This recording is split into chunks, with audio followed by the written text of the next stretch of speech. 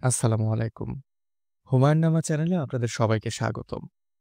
আজ আমরা পড়ে শোনাচ্ছি হুমায়ুন আহমেদের উপন্যাস 'হিমু', আজ ২য় পর্ব।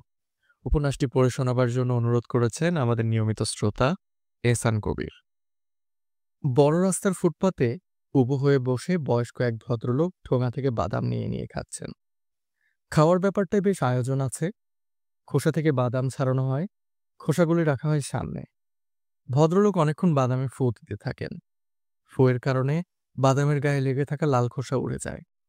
তখন তিনি অনেক উপর থেকে একটা একটা করে বাদাম তার মুখে ফেলেন।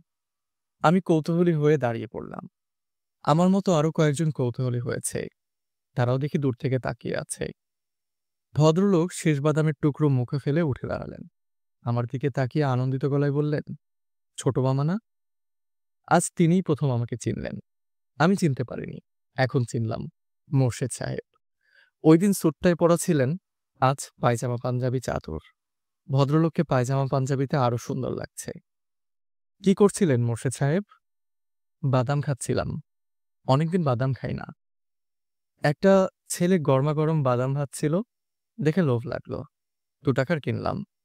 অনেকে হাঁটতে হাঁটতে বাদাম খেতে পারে, আমি পারি না। ফুটপাতে বসে বাদাম খাচ্ছিলাম। লোকজন এমনভাবে তাকাচ্ছিল যেন আমি একটা পাগল। আপনি ভালো আছেন? জি ছোট মামা, ভালো। ঈশা? ঈশা কেমন আছে? মনে হয় ভালোই আছে। আর খারাপ থাকলেও আমাকে বলবে না। আপনি গিয়েছিলেন কি এর মধ্যে ওর কাছে? আমি তো ২-৩ দিন পর পরই যাই। ও খুব বিরক্ত হয়। তারপরেও যাই। যান, ভালো করেন। নিজের স্ত্রীর কাছে যাবেন না তো কার কাছে যাবেন? মোর্শেদ সাহেব বিষণ্ণ গলায় বললেন, ঈশাকে এখনো স্ত্রী বলা ঠিক হবে কিনা বুঝতে পারছি না। ও উকিলের নোটিশ পাঠিয়েছে। ডিভোর্স চায়। নোটিশ কবে পাঠিয়েছে? কবে পাঠিয়েছে সেই তারিখ দেখিনি।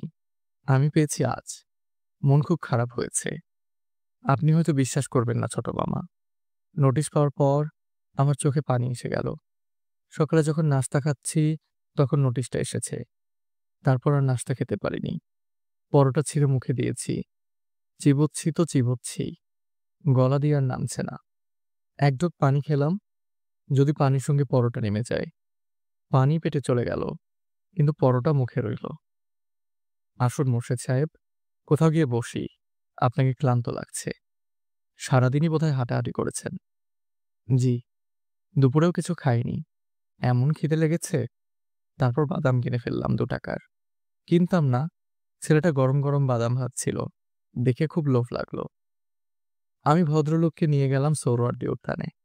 সময় কাটানোর জন্যে খুব ভালো জায়গা। জোড়ায় জোড়ায় ছেলে মেয়ে গল্প করে, দেখতে ভালো লাগে। এরা যখন গল্প করে তখন মনে হয় পৃথিবীতে এরা দুজন ছাড়া আর কেউ নেই। কোনোদিন থাকবেও না। ক্ষুধা, তৃষ্ণা, শীত, বর্ষা কোনো কিছুই এদের স্পর্শ করে না। একবার ঘোর বর্ষায় দুজনকে দেখেছি ভিজে ভিজে গল্প করছে। মেয়েটি কাজল পরে এসেছিল। পানিতে সেই কাজল ধুয়ে তাকে ডাইনির মতো লাগছিল। সেই ভয়ঙ্কর দৃশ্যও ছেলেটির চোখে পড়ছে না। সে তাকিয়ে আছে মুগ্ধ চোখে। মোর্শেদ সাহেব? জি। কিছু খাবেন? এখানে ভ্রাম্যমাণ হোটেল আছে। চা, কোল্ড ড্রিঙ্কস, এমনকি বিরিয়ানির প্যাকেট পর্যন্ত পাওয়া যায়। আমি কিছু খাবো না। আচ্ছা ছোট মামা, আপনি আমাকে মোর্শেদ সাহেব ডাকেন কেন? আপনি আমার নাম ধরে ডাকবেন। আপনি হচ্ছেন এশার মামা। আচ্ছা, তাই ডাকবো। এখন বলুন তো দেখি, এসা আপনাকে ডিভোর্স দিতে চাচ্ছে কেন? আমি তো মামা অসুস্থ। খারাপ ধরনের এপিলেপসি। ডাক্তাররা বলেন গ্র্যান্ড মাল। একেকবার যখন অ্যাটাক হয়, ভয়ঙ্কর অবস্থা হয়। অসুখের জন্য চাকরি-টাকরি সব চলে গেছে। অ্যাটাক কি খুব ঘন ঘন হয়? আগে হতো না, এখন হচ্ছে। চিকিৎসা করাচ্ছেন না? চিকিৎসা তো মামা নেই। ডাক্তাররা কড়া ঘুমের ওষুধ দেন। এগুলো খেয়ে খেয়ে মাথা কেমন এলোমেলো হয়ে যাচ্ছে। আমাদের বাসার সামনে কোনো আম গাছ নেই। কিন্তু আমি যখনই বাইরে থেকে বাসায় যাই, আমি দেখি বিশাল এক আম গাছ। চোখে দেখেন? জি, দেখি। শুধু আম গাছটা দেখি তাই না। গাছে পাখি বসে থাকে সেগুলোও দেখি। ওরা কিচিরমিচির করে, সে শব্দ শুনতে পাই। বলেন কি? মোর্শেদ সাহেব দীর্ঘ নিঃশ্বাস ফেলে বললেন, একজন সাইকিয়াট্রিস্টের সঙ্গে কথা বলা দরকার। কিন্তু যেতে ইচ্ছে করছে না। তার উপর শুনেছি ওরা অনেক টাকা নেয়। জমানো টাকা খরচ করে চলছি তো মামা, প্রায় শেষ হয়ে এসেছে। আমার চেনা একজন সাইকিয়াট্রিস্ট আছেন। আমি একদিন তার কাছে আপনাকে নিয়ে যাব। জি, আচ্ছা। চলুন আপনাকে বাসায় দিয়ে আসি। আমি এখন বাসায় যাব না মামা। উকিল নোটিশটা টেবিলে ফেলে এসেছি। বাসায় গেলে নোটিশটা চোখে পড়বে। মনটা খারাপ হবে। এখানে বসে থাকতেই ভালো লাগছে। বেশ, তাহলে বসে থাকুন। মোর্শেদ সাহেব ইতস্তত করে বললেন, মামা, আপনি কি একটু এসবের সঙ্গে কথা বলে দেখবেন? কোনো লাভ হবে না জানি, তবু যদি একটু। আমি বলব, আমার একটা ক্যামেরা আছে। ক্যামেরাটা বিক্রি করে দেব বলে ঠিক করেছি। হাত এক্কেবারে খালি হয়ে এসেছে। দেখবেন তো কাউকে পাওয়া যায় কিনা। বিয়ের সময় কিনেছিলাম। এশার খুব ছবি তোলার শখ ছিল। ওর জন্যই কেনা। আচ্ছা, দেখব ক্যামেরা বিক্রি করা যায় কিনা। থ্যাঙ্কস মামা। আপনি সাইকিয়াট্রিস্ট ভদ্রলোকের সঙ্গে একটু কথা বলবেন। কত টাকা নেন এইসব। আমি দীর্ঘ নিঃশ্বাস ফেলে চলে এলাম। মোর্শেদ সাহেব পা তুলে সন্ন্যাসীর ভঙ্গিতে বসে আছেন। দূর থেকে দৃশ্যটা দেখতে ভালো লাগছে। নিতু একজন সাইকিয়াট্রিস্টের ঠিকানা দিয়েছিল। কার্ডটা হারিয়ে ফেলেছি। নিতুর কাছ থেকে ঠিকানা নিয়ে একবার ভদ্রলোকের সঙ্গে আলাপ করে আসতে হবে। নিতুর সাইকিয়াট্রিস্ট ভদ্রলোকের নাম ইরতাজুল করিম। নামের শেষে এবিসিডি অনেকগুলো অক্ষর যিনি জোগাড় করেছেন, তার অনেক বয়স হবার কথা। কিন্তু ভদ্রলোক মধ্যবয়স্ক এবং হাসি খুশি। মুখে জর্দা দেয়া পান। বিদেশি ডিগ্রিধারী ভদ্রলোকেরা জর্দা দেয়া পান খান না, আর খেলেও বাড়িতে চুপি খান। কেউ এলে দাঁত মেজে বের হন। এই ভদ্রলোক দেখি বেশ আয়েশ করে পান খাচ্ছেন এবং পিক করে একসাথে পানের পিক ফেলছেন। তার চেম্বারটাও সুন্দর। অফিস অফিস লাগে না, মনে হয় ড্রয়িং রুম।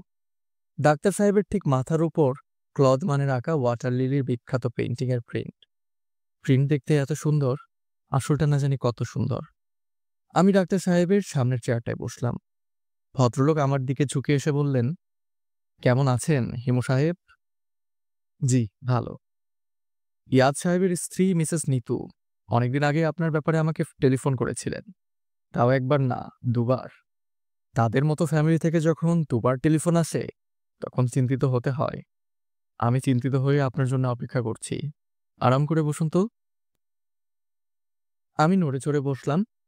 ডাক্তার সাহেব আমার দিকে ঝুঁকে এসে বললেন, আসতে এত দেরি করেছেন কেন? টাকা পয়সা ছিল না, তাই দেরি করেছি। আপনি কত টাকা নেন তা তো জানি না। আমি অনেক টাকা নেই, তবে টাকা নিয়ে আপনাকে ভাবতে হবে না। আপনার চিকিৎসার সমস্ত ব্যয়ভার মিসেস নিতু নিয়েছেন। আমি তাহলে অসুস্থ? ওনার তাই ধারণা। আপনার কি ধারণা ডাক্তার সাহেব? আপনার সঙ্গে খানিকক্ষণ কথাবার্তা না বলে ধরতে পারবো না। কথাবার্তা বললে ধরতে পারবেন? হ্যাঁ, পারবো। পারা উচিত। অবশ্য আমার প্রশ্নের উত্তরে আপনাকে সত্যি কথা বলতে হবে। আমাকে বিভ্রান্ত করার চেষ্টা করবেন না। অধিকাংশ লোক তাই করে। সাইকিয়াট্রিস্টদের বিভ্রান্ত করার চেষ্টা করে। বিভ্রান্ত করার চেষ্টা থেকেই তো আপনাদের ধরতে পারার কথা। লোকটি কি চায়? তার সমস্যা কি? ধরতে চেষ্টা করি, সবসময় পারি না। মানুষের ব্রেন নিয়ে আমাদের কাজকর্ম। সেই ব্রেইন কেমন জটিল তা কি আপনি জানেন হিমু সাহেব? জানি না, তবে আজ করতে পারি। না, আপনি আজও করতে পারেন না। মানুষের ব্রেইনে আছে 1 বিলিয়ন নিউরন। এক একটি নিউরনের কর্মপদ্ধতি বর্তমান আধুনিক কম্পিউটারের চেয়েও জটিল। বুঝতে পারছেন কিছু? না, বুঝতে পারারও কথা না। এখন আমরা কথা বলা শুরু করি। আপনি বেশ রিল্যাক্সড ভঙ্গিতে নিজের কথা বলুন তো শুনি। যা মনে আসে বলতে থাকুন। নিজের কথা বলুন। নিজের বাবা-মা, আত্মীয়স্বজনের কথা বলুন। বন্ধু-বান্ধবদের কথা বলুন। চা খেতে খেতে, সিগারেট খেতে খেতে বলুন। আমাকে কি কোচে শুয়ে নিতে হবে না? না, ওইসব ফ্রয়েডীয় পদ্ধতি বাতিল হয়ে গেছে। আপনি শুরু করুন। আপনার কি তাড়া আছে ডাক্তার সাহেব? না, আমার কোনো তাড়া নেই। অন্য সব রোগী বিদায় করে দিয়েছি। আপনি হচ্ছেন বিশেষ এক রোগী। Very special. চা দিতে বলি, নাকি কফি খাবেন? চা কফি কিছুই লাগবে না। যা শুনতে চাচ্ছেন বলছি। দুভাবে বলতে পারি, সাধারণভাবে কিংবা ইন্টারেস্টিং করে। কিভাবে শুনতে চান? সাধারণভাবেই বলুন। ইন্টারেস্টিং করার প্রয়োজন দেখছি না। আমার ধারণা এমনিতে ইন্টারেস্টিং হবে। আমি কি পা উঠিয়ে বসতে পারি? পারেন। আমি আমার জীবন ইতিহাস শুরু করলাম। ডাক্তার সাহেব, আমার বাবা ছিলেন একজন অসুস্থ মানুষ, সাইকোপ্যাথ, এবং আমার ধারণা খুব খারাপ ধরনের সাইকোপ্যাথ। তার মাথায় কি করে যেন ঢুকে গেল মহাপুরুষ তৈরি করা যায়। যথাযথ ট্রেনিং দিয়ে তা করা সম্ভব। তার যুক্তি হচ্ছে, ডাক্তার, ইঞ্জিনিয়ার, ডাকাত, খুনি যদি শিক্ষা এবং ট্রেনিংয়ে তৈরি করা যায়, তাহলে মহাপুরুষ কেন তৈরি করা যাবে না? অসুস্থ মানুষদের চিন্তা হয় সিঙ্গেল ট্র্যাকে। তার চিন্তা সেই রকম হলো। তিনি মহাপুরুষ তৈরির খেলায় নামলেন। আমি হলাম তার একমাত্র ছাত্র। তিনি এগুলেন খুব ঠান্ডা মাথায়। তার ধারণা হলো, আমার মা বেঁচে থাকলে তিনি তাকে এই জাতীয় ট্রেনিং দিতে দেবেন না।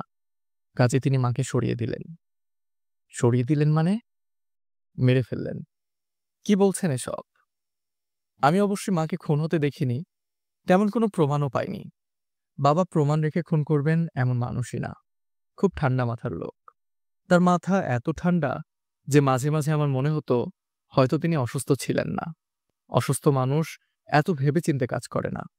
অসুস্থ মানুষের মাথা এত পরিষ্কার থাকে না।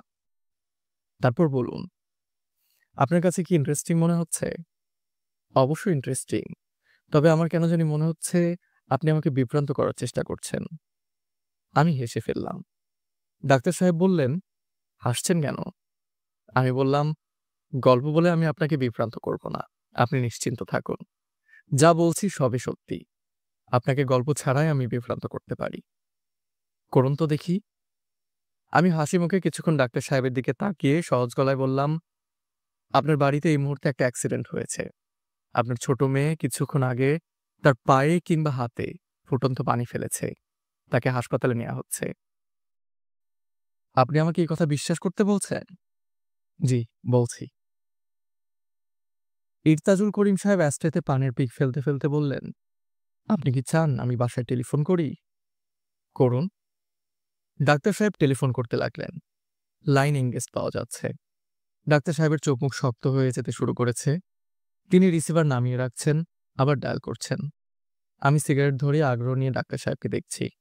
ডায়াল করতে করতে তিনি আমার দিকে সরু চোখে তাকাচ্ছেন। লাইন পেতে তার 10 মিনিটের মতো লাগলো। এই 10 মিনিটে তিনি ঘেমে গেলেন।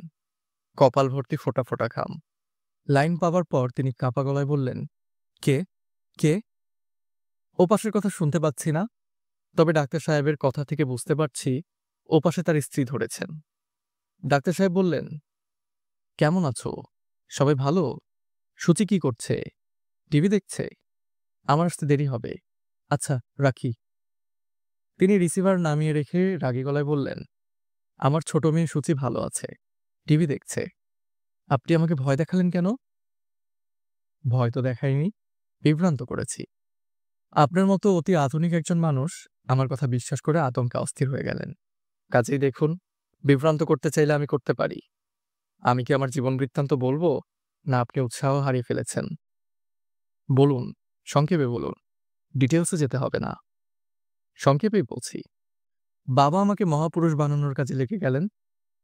আমাকে সংসার, চারপাশের জীবন, অপরূপ প্রকৃতি সম্পর্কে নিরাসক্ত করতে চাইলেন। কিভাবে? বুদ্ধি খাটিয়ে আসক্তি কাটানোর তিনি নানান পদ্ধতি বের করেছিলেন। সংক্ষেপে বলতে বলেছেন, তাই পদ্ধতিগুলির আর বর্ণনা করছি না। একটি পদ্ধতি বলুন। একবার বাবা আমার জন্য একটা তোতা পাখি আনলেন। আমার বয়স তখন 4 কিংবা 5। আমি পাখি দেখে মুগ্ধ। বাবা বললেন, তোতা খুব সহজে কথা শিখতে পারে, তুই ওকে কথা শেখা। রোজ এর কাছে দাঁড়িয়ে বলবি, হিমু, হিমু।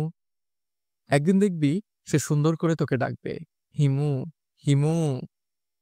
আমি মহা উৎসাহে পাখিকে কথা শেখাই। একদিন সত্যি সত্যি সে পরিষ্কার গলায় ডেকে উঠল, হিমু, হিমু। আমি আনন্দে কেঁদে ফেললাম। বাবা তখন পাখিটাকে খাঁচা থেকে বের করে একটানে মাথা থেকে ধর আলাদা করে ফেললেন। ডাক্তার সাহেব চাপা গলায় বললেন, মাই গড। আমি হাসি মুখে বললাম, আপনি চাইলে আরো 2-1টা পদ্ধতির কথা বলতে পারি। বলবো? না, থাক, আমি আর শুনতে চাচ্ছি না। মানুষের চরিত্রের ভয়ঙ্কর দিকগুলোও আমি যেন জানতে পারি, বাবা সেই ব্যবস্থাও করলেন। কিছু ভয়ঙ্কর ধরনের মানুষের সঙ্গে আমাকে বাস করতে পাঠালেন। তারা সম্পর্কে আমার মামা, পিশাচ চরিত্রের মানুষ। বলতে পারেন আমার জীবনের একটা অংশ পিশাচদের সঙ্গে কাটিয়েছি। তবে মামারা আমাকে অত্যন্ত স্নেহ করতেন, যাকে বলে অন্ধ স্নেহ। পাগলদের বিচিত্র মানসিকতা যেন আমি ধরতে পারি, সেজন্য তিনি প্রায়ই বাসায় পাগল ধরে নিয়ে আসতেন। যত্ন করে ২ দিন ৩ দিন রাখতেন। একজন এসেছিল ভয়াবহ উন্মাদ। সে রান্নাঘর থেকে বটি এনে আমার গায়ে কোপ বসিয়েছিল। পিঠে এখনো দাগ আছে।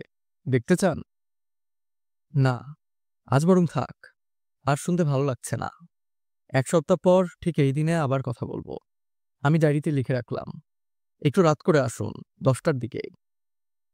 চলে যেতে বলছেন? হ্যাঁ, চলে যান। আমার নিজের শরীরটাও ভালো লাগছে না। মনে হচ্ছে আপনার গল্প আমাকে এফেক্ট করছে। যাবার আগে শুধু বলে যান, আপনার বাবার এক্সপেরিমেন্ট কি সফল হয়েছে? আমি উঠে দাঁড়াতে দাঁড়াতে বললাম, সফল হয়নি। বাবার এক্সপেরিমেন্টে ত্রুটি ছিল। তিনি মানুষের অন্ধকার দিকগুলোই আমাকে দেখাতে চেয়েছিলেন, আলোকিত দিকগুলো দেখাতে পারেননি। আমার প্রয়োজন ছিল ঈশ্বরের কাছাকাছি একজন মানুষ, যে আমাকে শেখাবে ভালোবাসা, আনন্দ, আবেগ, মঙ্গলময় মহাসত্য। আমি নিজে এখন সেরকম মানুষই খুঁজে বেড়াচ্ছি, পাচ্ছি না। পেলে বাবার এক্সপেরিমেন্টের ফল দেখতে পারতাম।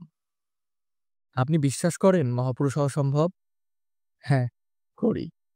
ডাক্তার সাহেব, আর একটা কথা আপনাকে বলা দরকার। আমি কিন্তু মাঝে মাঝে ভবিষ্যৎবাণী করতে পারি। কিছু একটা বলি, তা লেগে যায়। আপনাকে যখন বললাম আপনার মেয়ে গরম পানিতে পড়ে গেছে, তখন আমি নিজে পুরোপুরি নিশ্চিত ছিলাম যে তাই ঘটেছে। আপনি হয়তো লক্ষ্য করেননি যে আমি বলেছি আপনার সবচেয়ে ছোট মেয়ে। আমি জানতাম না আপনার কয়টি মেয়ে আছে। কাকতালীয় ব্যাপার হিমু সাহেব। ঠিক কাকতালীয় নয়। আপনি কি আরেকবার টেলিফোন করে দেখবেন? না, একবার আমাকে বিভ্রান্ত করেছেন আপনি। আমি দ্বিতীয়বার আমাকে বিভ্রান্ত করার সুযোগ আপনাকে দেব না। আপনি যথেষ্ট বুদ্ধিমান মানুষ, তবে আমাকে বোকা ভাবার কোনো কারণ নেই। আমি হেসে ফেললাম। ডাক্তার সাহেব বললেন, আপনি কোথায় যাবেন বলুন। আসুন আমার সঙ্গে, আপনাকে নামিয়ে দিব। চলুন। বেশিরভাগ ডাক্তার নিজের গাড়ি নিজেই চালান। শিক্ষকরা যেমন সবাইকে ছাত্র মনে করেন, ডাক্তাররাও সেরকম সবাইকে রোগী ভাবেন। গাড়িও তাদের কাছে রোগীর মতো। নিজের রোগী অন্যকে দিয়ে ভরসা পান না বলে নিজের গাড়ি নিজেরাই চালান। তবে ইনি ব্যতিক্রমী ডাক্তার, কারণ তার গাড়ি ড্রাইভার চালাচ্ছে। তিনি হাত পা ছড়িয়ে পেছনে সিটে বসেছেন। আমি তার পাশে বসলাম। পান খাবেন হিমু সাহেব? জি না। পান খাওয়ার এক বিশ্রী অভ্যাস এক রোগী আমাকে ধরিয়ে দিয়ে গেছে। আমি জন্মেও পান খেতাম না। সেই রোগী রূপার তৈরি এক পানের কৌটা বের করে বলল, পান খাবেন ডাক্তার সাহেব? আমি কৌটা দেখে মুগ্ধ হয়ে সেই পান নিলাম। সেই থেকে শুরু। এখন দিনরাত পান খাই। পান কেনা হয় পণ হিসেবে। সব বড় জিনিস ছোট থেকে শুরু হয়। You start by killing a bird, you end by killing a man. আপনি নামবেন কোথায়? যে কোনো এক জায়গায় নামিয়ে দিলেই হবে। সে কি পার্টিকুলার কোথাও নামতে চান না? জি না। আচ্ছা ডাক্তার সাহেব, আমার এক বন্ধুকে কি আপনার কাছে নিয়ে আসতে পারি? অবশ্যই পারেন। উনিও কি আপনার মতো? না, আমরা কেউ কারো মতো নই ডাক্তার সাহেব। আমরা সবাই আলাদা। আমার কাছে আনতে যাচ্ছেন কেন? ওই ভদ্রলোকের একটা সমস্যা আছে। উনি থাকেন খিলগাঁয়, একতলা বাসা। ওনার বাড়ির সামনে কোনো গাছপালা নেই, কিন্তু উনি সবসময় বাড়ির সামনে একটা প্রকাণ্ড আম গাছ রাখেন। এর মানে কি? ভদ্রলোককে একবার নিয়ে আসবেন? আচ্ছা, আনবো। হিমু সাহেব? জি। চলুন আমার সঙ্গে। আমার বাসায় চলুন। একসঙ্গে ডিনার করব। আপত্তি আছে? না, আপত্তি নেই। আমরা ধানমন্ডি ৩ নম্বর রোডে কম্পাউন্ড দেয়া দোতলা বাসার সামনে থামলাম। গেটটা খোলা। গেটের সামনে জটলা হচ্ছে। জানা গেল এই বাড়ির ছোট মেয়েটা কিছুক্ষণ আগে গরম পানির গামলায় পড়ে ঝলসে গেছে। তাকে অ্যাম্বুলেন্স এসে হাসপাতালে নিয়ে গেছে। ডাক্তার ইরতাজুল করিম ছুটে ভেতরে চলে গেলেন। আমি একা একা দাঁড়িয়ে রইলাম। ডাক্তার সাহেব প্রায় সঙ্গে সঙ্গেই ফিরলেন। যান্ত্রিক গলায় বললেন, চেম্বার থেকে ফিরে আমি সবসময় গরম পানিতে গোসল করি। ঘরে ওয়াটার হিটার আছে। আজই হিটারটি কাজ করছিল না বলে আমার জন্য পানি গরম করেছে। আমি বললাম, খুব বেশি পড়েছে? ডাক্তার সাহেব নিচু গলায় বললেন, হ্যাঁ, তাকে অজ্ঞান অবস্থায় হাসপাতালে নেওয়া হয়েছে। চলুন, আমরাও হাসপাতালে যাই। ডাক্তার সাহেব ক্লান্ত গলায় বললেন, আপনাকে হাসপাতালে যেতে হবে না। সরি, আপনাকে আজ ডিনার খাওয়াতে পারছি না। মোর্শেদ সাহেব সম্ভবত বাসায় ফেরেননি। এখন সবে সন্ধ্যা। যাদের ঘরে কোনো আকর্ষণ নেই তারা সন্ধ্যাবেলা ঘরে ফেরে না। ঠিক সন্ধ্যায় তারা এক ধরনের অস্থিরতায় আক্রান্ত হয়। এই অস্থিরতা শুধু মানুষের বেলাতেই যে হয় তা না, পশু পাখিদের ক্ষেত্রেও হয়। সে কারণেই হয়তো সব ধর্মে সন্ধ্যা হলো উপাসনার সময়। মনের অস্থিরতা দূর করে মনকে শান্ত করার এক বিশেষ প্রক্রিয়া। পরম রহস্যময় মহাশক্তির কাছে আবেদন, আমাকে শান্ত করো, আমার অস্থিরতা দূর করো। দিনের কর্ম সাধিতে সাধিতে ভেবে রাখি মনে মনে, কর্ম অন্তে সন্ধ্যাবেলায় বসিব তোমারই সনে। খোলা গেট দিয়ে ঘরে ঢুকলাম। ঘর অন্ধকার, তবে দরজায় তালা নেই। কয়েকবার ধাক্কা দিতেই মোর্শেদ সাহেব দরজা খুলে দিলেন। মুখ শুকিয়ে কালো হয়ে আছে, মাথা ভেজা। কি ব্যাপার মোর্শেদ সাহেব? কিছু না ছোট মামা, আসুন ভেতরে আসুন। শরীর খারাপ? জি, দুপুরে একবার এপিলেপটিক সিজার হলো, মেঝেতে পড়েছিলাম, ঘরে কেউ ছিল না। একা থাকেন? জি। বাতি জ্বালাননি কেন? সন্ধ্যাবেলা বাড়িঘর অন্ধকার দেখলে ভালো লাগে না। মোর্শেদ সাহেব বাতি জ্বালালেন। আমি বসতে বসতে বললাম, আপনার আত্মীয় স্বজন কেউ নেই? ওদের কাউকে সঙ্গে এনে রাখতে পারেন না? আপনি অসুস্থ মানুষ, একজন কারো তো আপনার সঙ্গে থাকা দরকার। ছোট ভাই আছে, সে কানাডায় থাকে। ছোট বোন ঢাকাতেই আছে, ওর নিজের স্বামী সংসার আছে, ওকে বিরক্ত করতে ইচ্ছা করে না। আমি হলাম সবার বড়। এশার সঙ্গে কি এর মধ্যে দেখা হয়েছে? জি, দেখা হয়েছে। ও এসেছিল। নিজেই এসেছিল? বাহ, ভালো তো। ওর দাদিমাকে নিয়ে এসেছিল। আমাকে বোঝালো যে ডিভোর্সই আমাদের দুজনের জন্য মঙ্গলজনক। আমিও দেখলাম এসা ঠিকই বলেছে। তাছাড়া বেচারি আমার সঙ্গে থাকতে চাচ্ছে না। আমি তো জোর করে কাউকে ধরে রাখতে পারি না। তা তো বটেই, পশুকে দড়ি দিয়ে বেঁধে রাখা যায়, মানুষকে যায় না। আমি এশার সঙ্গে ম্যারেজ রেজিস্ট্রারের অফিসে গিয়ে কাগজপত্র সই করে এসেছি। ভালো করেছেন। এশার জন্য হয়তো ভালো করেছি, আমার জন্য না। আমার মনটা খুব খারাপ। মামা, আপনাকে চা করে দেই? ঘরে আর কিছু নেই, শুধু চা।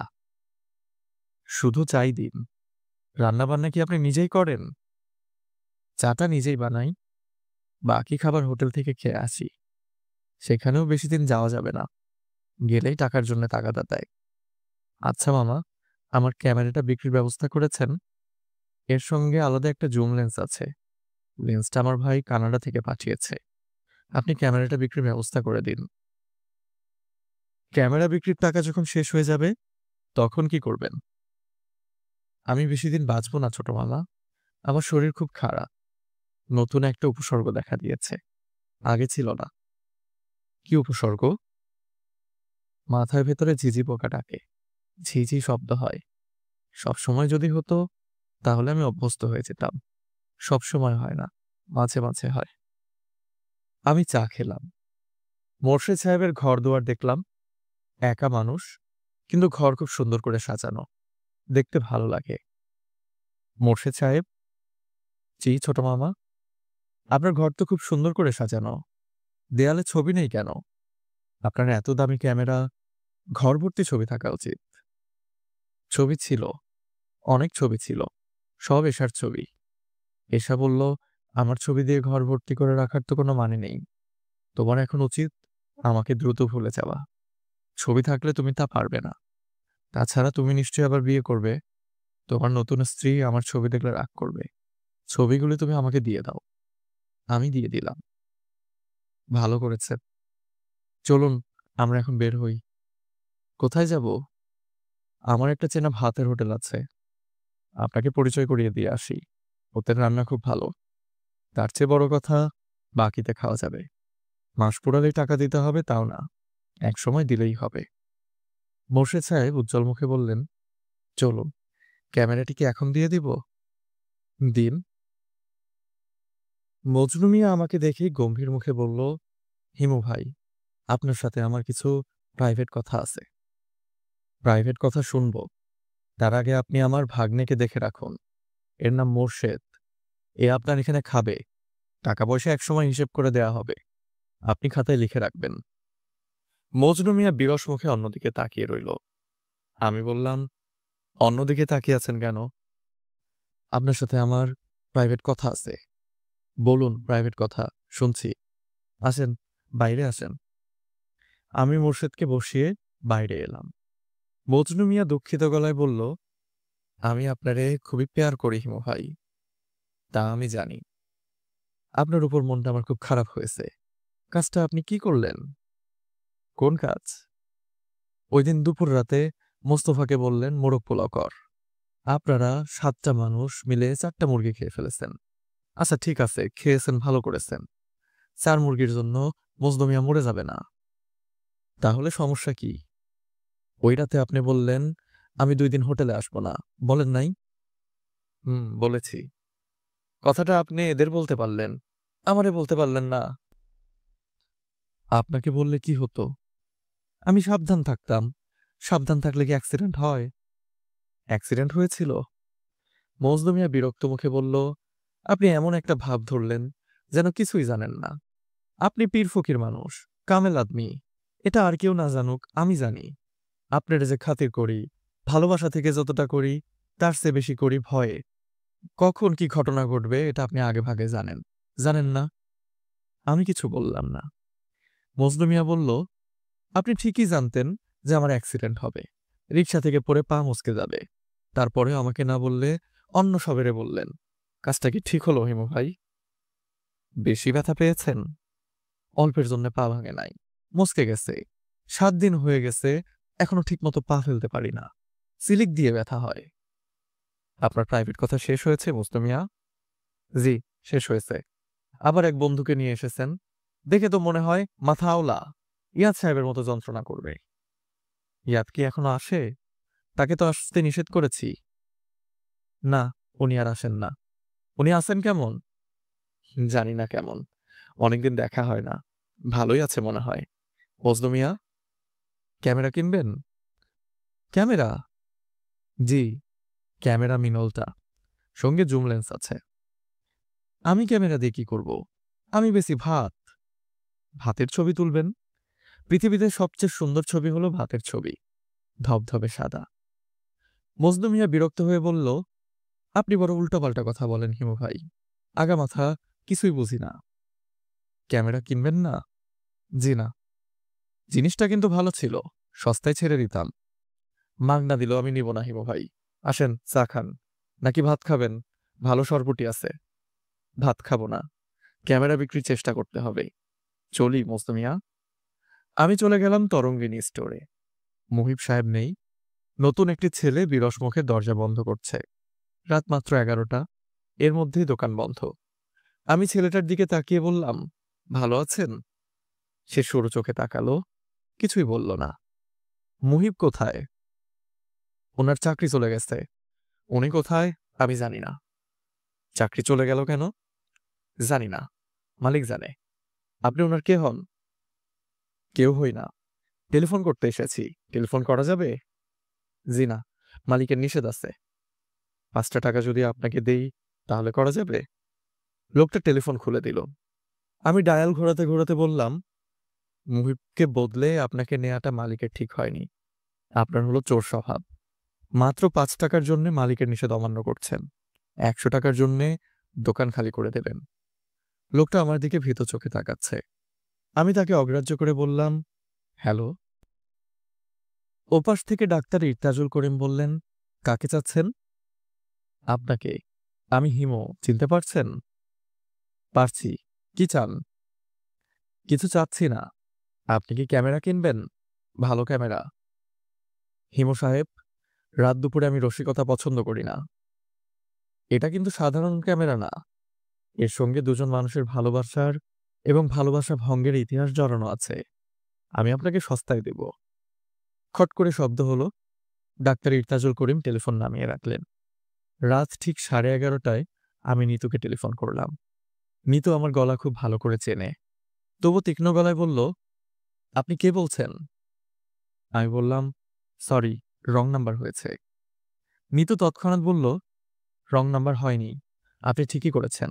ইয়াদকে চাচ্ছেন? ও বাসায় নেই। আমি ইয়াদকে চাচ্ছি না, আপনার সঙ্গে কথা বলতে চাই। আমার সঙ্গে আবার কি কথা? জরুরি কথা। টেলিফোনে বলা যাবে? টেলিফোনে বলা না গেলে আপনি চলে আসুন। গাড়ি পাঠাচ্ছি। আপনি কোথায় আছেন বলুন?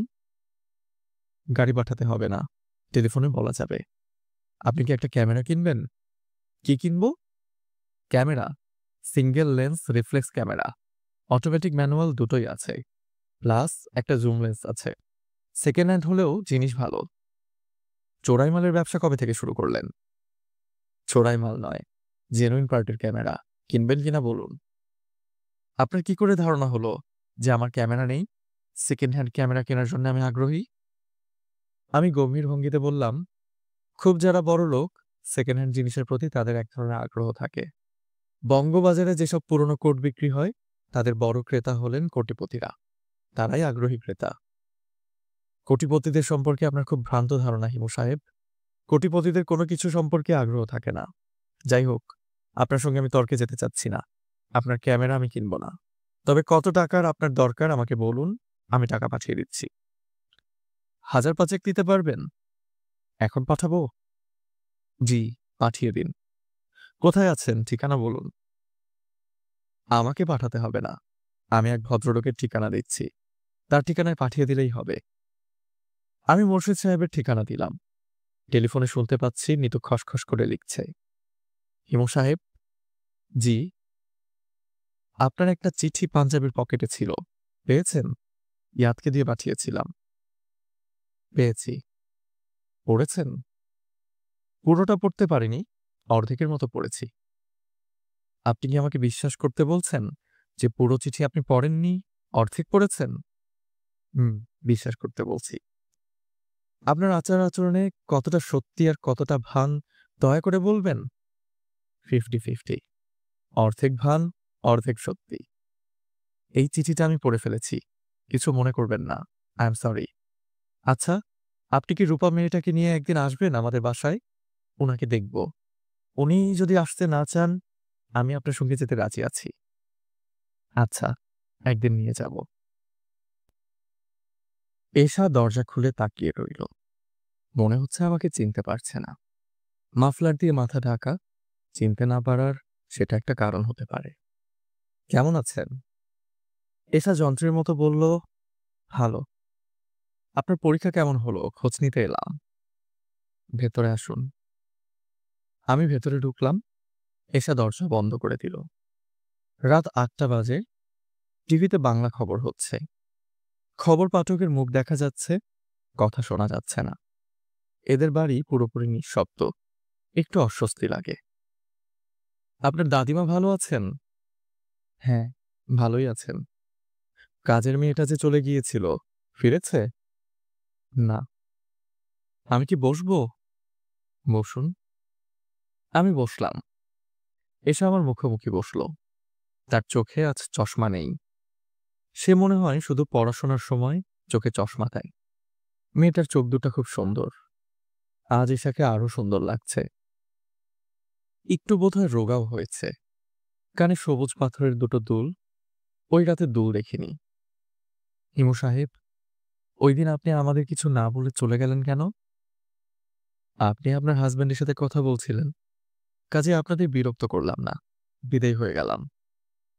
এশা তীক্ষ্ণ গলায় বলল, আমি আমার হাজবেন্ডের সাথে কথা বলছিলাম, আপনাকে কে বলল? ও বলেছে? আমি অনুমান করেছি। তারপর মোর্শেদ সাহেবের সাথেও কথা বললাম।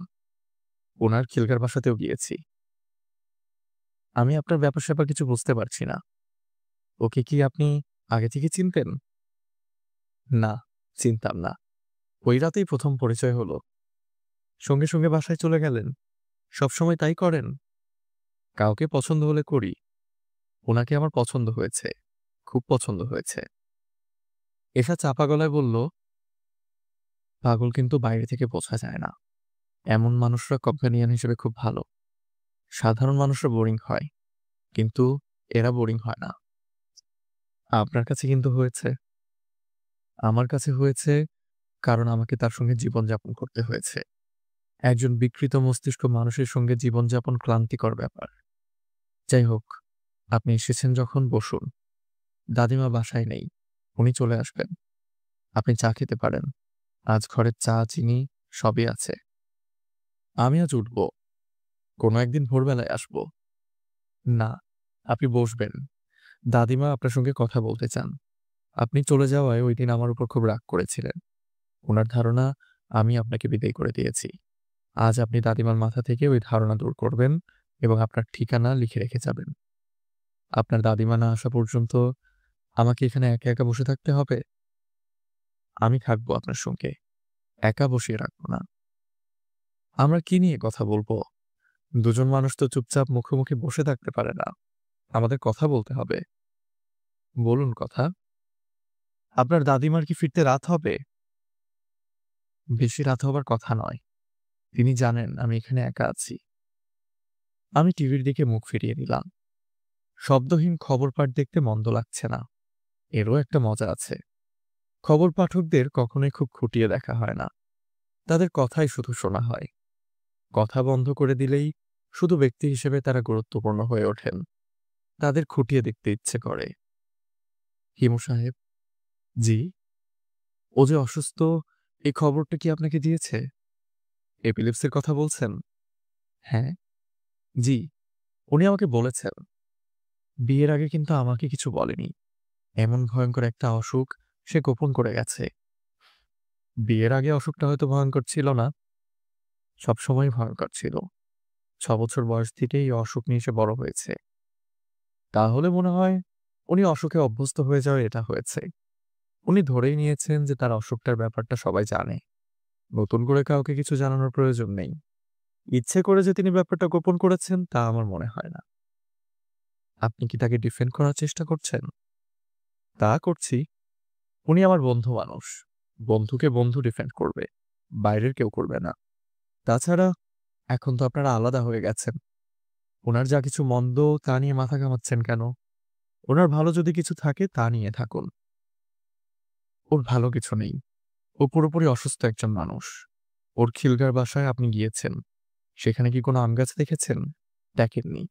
ও কিন্তু প্রায়ই বাসার সামনে একটা আম গাছ দেখে। আম গাছের দিকে মুগ্ধ হয়ে তাকিয়ে থাকে। একবার রাত দুপুরে আমাকে ঘুম থেকে ডেকে তুলল। বলল, "এসা, চলো, আমরা দুজন গাছটার নিচে গিয়ে বসি।" আপনি নিশ্চয়ই বসতে যাননি? না, যাইনি। গেলে ভালো হতো। আপনি যদি বলতেন, "চলো যাই, বসি গাছের নিচে।" কিংবা যদি বলতেন, "তোমার এই আম গাছের ডালে একটা দোলনা টানিয়ে দাও, আমি দোলনায় চড়ব।" তাহলে খুব ইন্টারেস্টিং হতো। এতে কি পাগলামির প্রশ্রয় দেয়া হতো না? না, হতো না। আপনি যাকে পাগলামি ভাবছেন তা হয়তো পাগলামি নয়। আলেকজান্ডার পুশকিন তার বাড়ির পেছনে সবসময় একটা দিঘি দেখতে পেতেন। জ্যোৎস্না রাতে দিঘির পাড়ে বেড়াতে যেতেন। একজন বিখ্যাত ব্যক্তি পাগলামি করে গেছেন বলেই পাগলামিকে স্বীকার করতে হবে? না, হবে না। এমনি বললাম। আপনি ওই লোককে ছেড়ে এসে ভালোই করেছেন। ও বেশি দিন বাঁচবে না। স্বামীর মৃত্যু আপনাকে দেখতে হবে না। আপনাকে বিধবা শব্দটার সঙ্গে যুক্ত হতে হবে না। বিধবা শব্দটা খুব পেলেটেবল নয়। তাছাড়া একজন ভয়াবহ অসুস্থ রুগ্ন মানুষের সঙ্গে যুক্ত থেকে নিজের জীবনকে নষ্ট করবেন কেন? একটাই আপনার জীবন, একটাই পৃথিবী। দ্বিতীয় কোনো পৃথিবী আপনার জন্য নেই। সেটাকে নষ্ট করার কোনো মানে হয় না। তাছাড়া মোর্শেদ সাহেবের আপনাকে প্রয়োজনও নেই। তার আছে নিজস্ব পৃথিবী, নিজস্ব আম গাছ। অল্প যে কদিন বাঁচবে তিনি তার আম গাছ নিয়ে কাটিয়ে দিতে পারবেন। আপনার তো আর আম গাছ নেই। কাজে আপনার একজন বন্ধু প্রয়োজন। ওমর খৈয়াম পড়েছেন? এইখানেই তরুর তলে তোমার আমার কৌতূহলে যে কটি দিন কাটিয়ে যাব প্রিয়ে, সঙ্গে রবে সুরার পাত্র, অল্প কিছু আহার মাত্র, আরেকখানি ছন্দ মধুর কাব্য হাতে নিয়ে। ও মারা যাবে কেন? শরীর খুবই খারাপ। তাছাড়া টাকা পয়সাও নেই। বাড়ি ভাড়া বাকি পড়েছে। বাড়িওয়ালা খুব তাড়াতাড়ি মনে হয় বাড়ি থেকে বের করে দেবে। তখন খেয়ে না খেয়ে পথে পথে ঘুরতে গিয়ে কিছু একটা ঘটিয়ে ফেলবেন হয়তো। আপনি জানেন না, ওর অনেক বড় বড় আত্মীয় স্বজন আছে। ওই লোক কি আত্মীয় স্বজনের কাছে যাবে? হাত পাতবে ওদের কাছে? না। এসা, এখন আমি উঠব। আরেকদিন আসবো। আপনার দাদিমার জন্য আর অপেক্ষা করতে পারছি না। আমার একজন সাইকিয়াট্রিস্টের কাছে যেতে হবে। অ্যাপয়েন্টমেন্ট আছে। রাত ৯টায় অ্যাপয়েন্টমেন্ট। ৯টা প্রায় বাজতে চলল।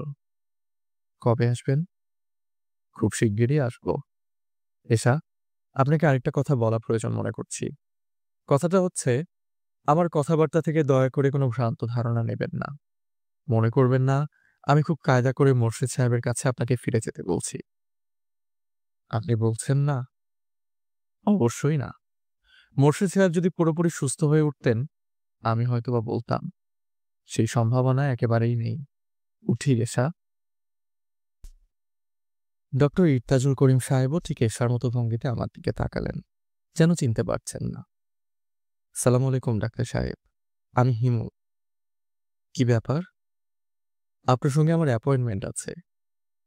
আমার সঙ্গে অ্যাপয়েন্টমেন্ট? আপনি ডায়েরিতে লিখে রেখেছেন। প্রথম যেদিন এসেছিলাম সেদিনই বলেছিলেন ১ সপ্তাহ পর রাত ৯টার দিকে আসতে। বসবো? বসুন। শুরু করব? কি শুরু করতে চাচ্ছেন? জীবন কাহিনী।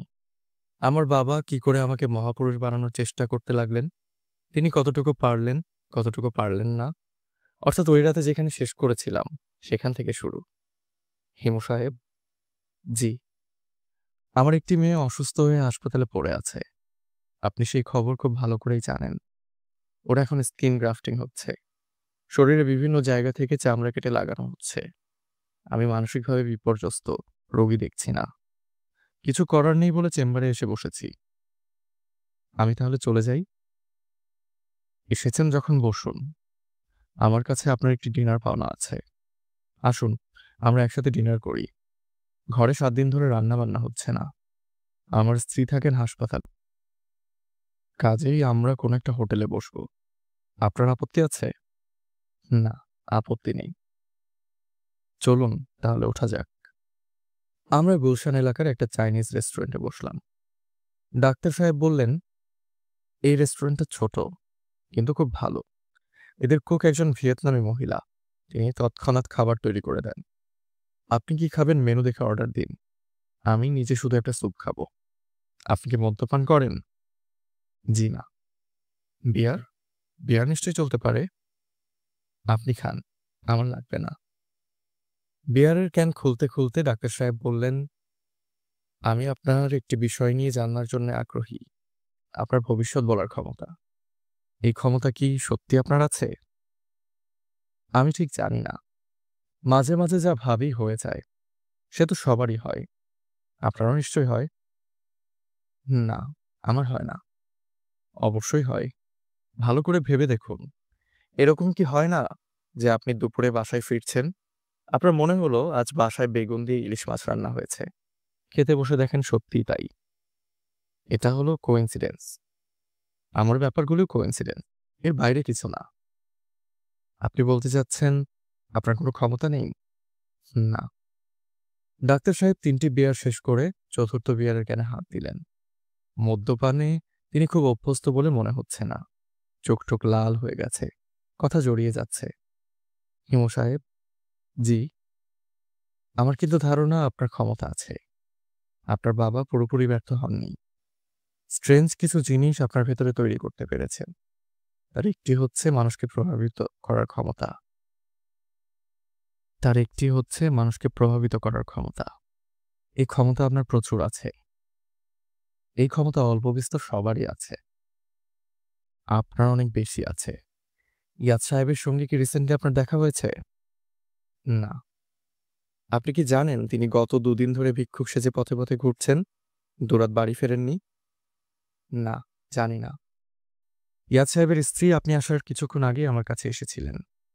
ভদ্রমহিলা যে কি পরিমাণ মানসিক অডিয়েলের ভেতর দিয়ে যাচ্ছেন, তা তাকে না দেখলে বিশ্বাস করা অসম্ভব। আপনি তাকে কি বলেছেন? বলেছি এটা সাময়িক ঝোঁক। ঝোঁক কেটে যাবে। ইয়াদ সাহেব বাসায় ফিরবেন। আপনার কি ধারণা হিমু সাহেব? কোন ধারণার কথা জানতে চাচ্ছেন? ইয়াদ সাহেব প্রসঙ্গে জানতে চাচ্ছি। ওনার ঝোঁক কাটতে কতদিন লাগবে? বলতে পারছি না। ঝোঁক নাও কাটতে পারে। তার মানে? খাওয়া বন্ধ করে আমি সিগারেট ধরাতে ধরাতে বললাম, মানুষ খুব বিচিত্র প্রাণী ডাক্তার সাহেব। সে সারা জীবন অনেক কিছুই অনুসন্ধান করে ফেরে। সেই অনেক অনুসন্ধানের একটি হলো তার অবস্থান। সে কোথায় খাপ খায়, সবটা জানতে। সেই বিশেষ জায়গাটা যখন সে পেয়ে যায়, তখন তাকে নড়ানো কঠিন হয়ে পড়ে। আপনি ভুলে যাচ্ছেন হিমু সাহেব, মানুষ খুব রেশনাল প্রাণী। মানুষ মোটেই রেশনাল প্রাণী নয়। সমস্ত পশু পাখি কীটপতঙ্গ রেশনাল, মানুষ নয়। যখন বৃষ্টি হয়, পাখি তখন বৃষ্টির হাত থেকে বাঁচার জন্য গাছের নিচে আশ্রয় নেয়। এর কোনো ব্যতিক্রম নেই। মানুষের ভেতর ব্যতিক্রম আছে। এদের কেউ কেউ ইচ্ছা করে বৃষ্টিতে ভেজে, কেউ কেউ গাছের নিচে দাঁড়ায় ঠিকই, কিন্তু মন পড়ে থাকে বৃষ্টিতে। সে মনে মনে ভিজতে থাকে। হিমু সাহেব। জি। আপনি কিছুই খাচ্ছেন না। খাবারটা কি আপনার পছন্দ হচ্ছে না? জি না। সবকিছুর মধ্যে ধোয়া ধোয়া গন্ধ পাচ্ছি। ডাক্তার সাহেব বিল মিটিয়ে উঠে দাঁড়াতে দাঁড়াতে বললেন, আপনাকে কোথায় নামিয়ে দেব বলুন? কোথাও নামাতে হবে না। আমি এখান থেকে হেঁটে হেঁটে চলে যাব। অনেকটা দূর কিন্তু। খুব দূর নয়। আবার কবে আপনার কাছে আসবো ডাক্তার সাহেব? আপনাকে আর আসতে হবে না। আমি আপনার চিকিৎসা করব না। আপনার কি ধারণা আমি অসুস্থ না? বুঝতে পারছি না। আচ্ছা, গুড নাইট। বাসায় ফিরতে ফিরতে রাত ১টা বেজে গেল। মেসের অফিসে বাতি জ্বালিয়ে জীবনবাবু বসে আছেন। আমাকে দেখেই বললেন, আপনার জন্যে বসে আছি হিমু ভাই। আপনাকে বলেছি না, আমি একটা ভয়ংকর বিপদে পড়েছি। বিপদের কথাটা বলতে চান? জি। আসুন আমার ঘরে, বলুন। জীবনবাবু অনেকক্ষণ আমার ঘরের চৌকিতে বসে থেকে কিছুই না বলে চলে গেলেন। খুব জাঁকিয়ে শীত পড়েছে। আমার ঘরের জানালার একটা কাঁচ ভাঙা। শীতের ঠান্ডা হাওয়া বাতাস আসছে। জীবনবাবুকে বলতে মনে থাকে না। আজ কি বার? বৃহস্পতিবার। পাশের ঘরে তাস খেলা হচ্ছে। হইচই শোনা যাচ্ছে। বিছানায় যাবার পর লক্ষ্য করলাম মাথা ধরা শুরু হয়েছে। ইরতাজুল করিম সাহেবকে এই মাথা ধরার কথাটা বলা হয়নি। হুমায়ুন নামা চ্যানেলে এতক্ষণ শুনছিলেন হুমায়ুন আহমেদের লেখা উপন্যাস হিমু। আজ ছিল ২য় পর্ব। পরবর্তী এবং শেষ পর্বটি শোনার জন্য আমাদের চ্যানেলটিকে সাবস্ক্রাইব করতে ভুলবেন না। আসসালামু আলাইকুম।